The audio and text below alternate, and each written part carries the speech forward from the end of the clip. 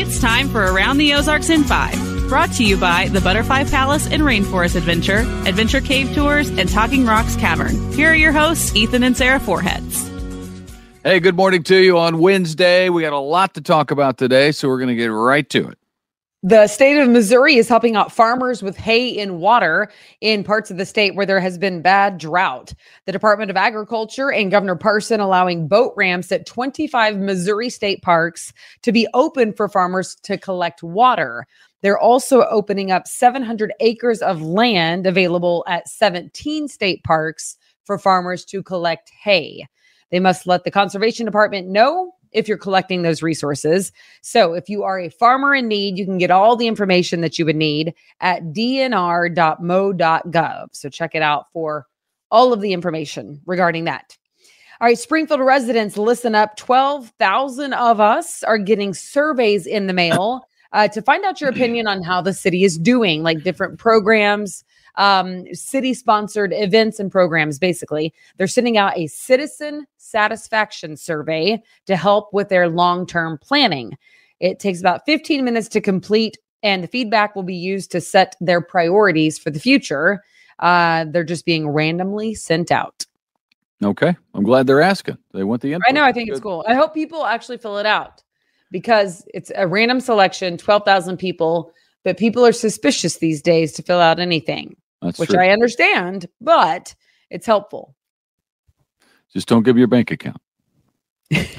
Missouri-born scientist George Washington Carver is getting some love now. A $70,000 grant from the African American Cultural Heritage Action Fund will help preserve the old schoolhouse where he and hundreds of other Black children were educated. It sits in Neosho as it has since 1872. It's listed on the National Register of Historic Places.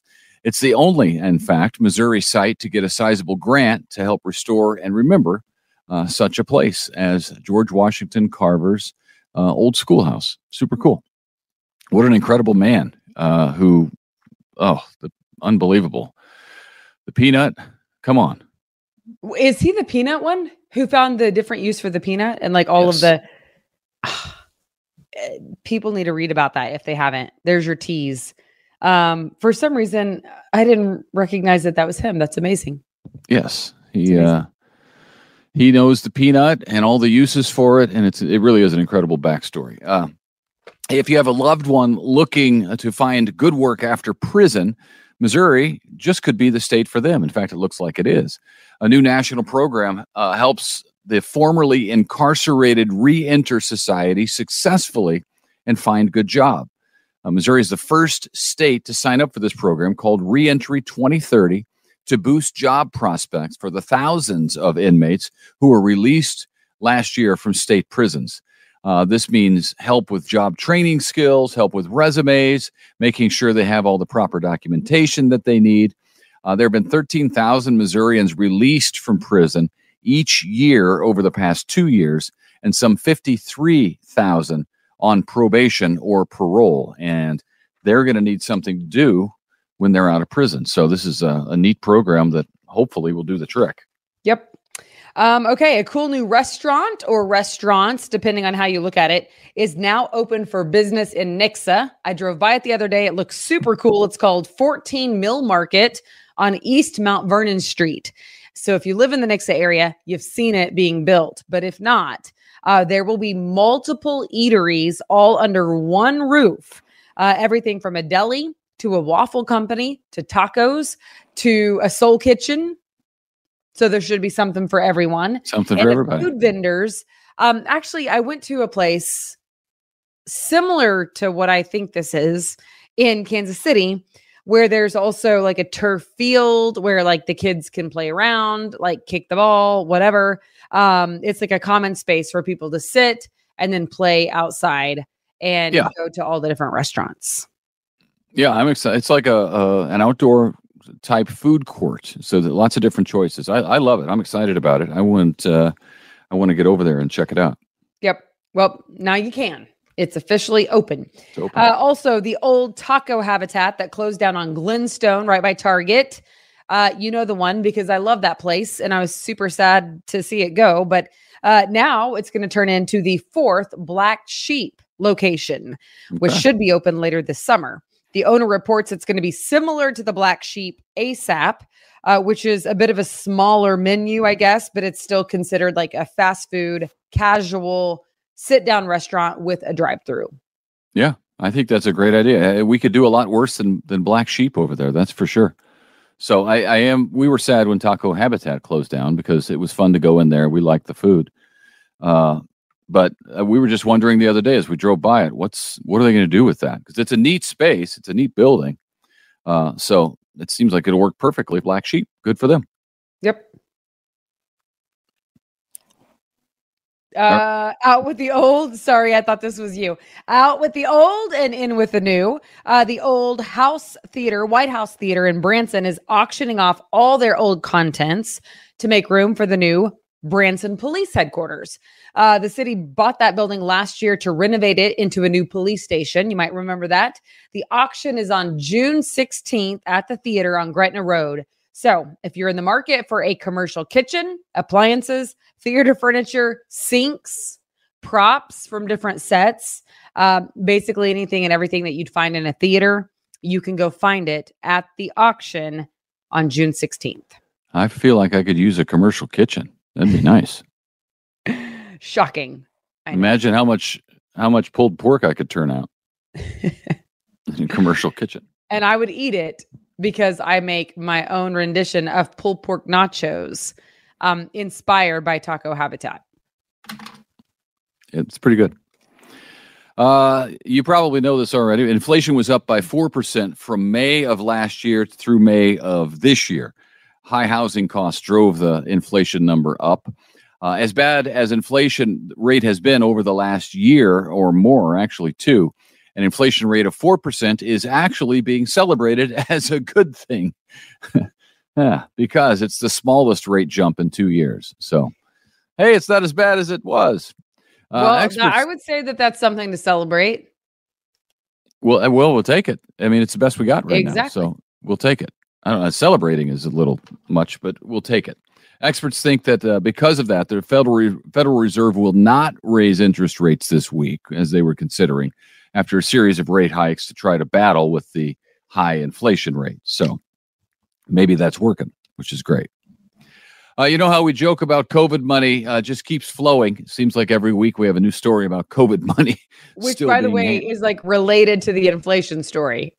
But of course, we're reading them as unrelated. But yeah, no, they're related. You can't just print money. Now we know there's a lot of fraud and misuse of that vast amount of taxpayer money being handed out. In fact, fraud accounted for at least $280 billion. Another $123 billion was wasted or misspent.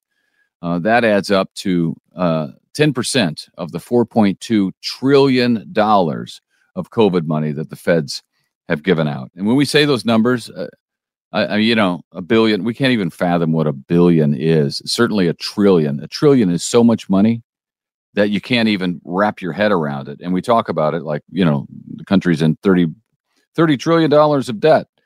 And you're like, oh, okay. What am I going to eat? I'm going to go to the mill in Nixa today. You think about it for about that long. Yeah. But $1 trillion is just an astronomical amount of money. If you put it in millions and count how many of that, because we have a sense of how many a million is, but you figure out how much $1 trillion is, it's insanity. Yeah. But those are the numbers we're talking about. So. All right, now to this. A new Gallup poll reveals the American public strongly opposes allowing transgender females, so biological males who transition to female, to compete in women's and girls' sports at any level. 69% of Americans say that trans athletes should only be allowed to compete on teams that match their gender at birth. So, okay.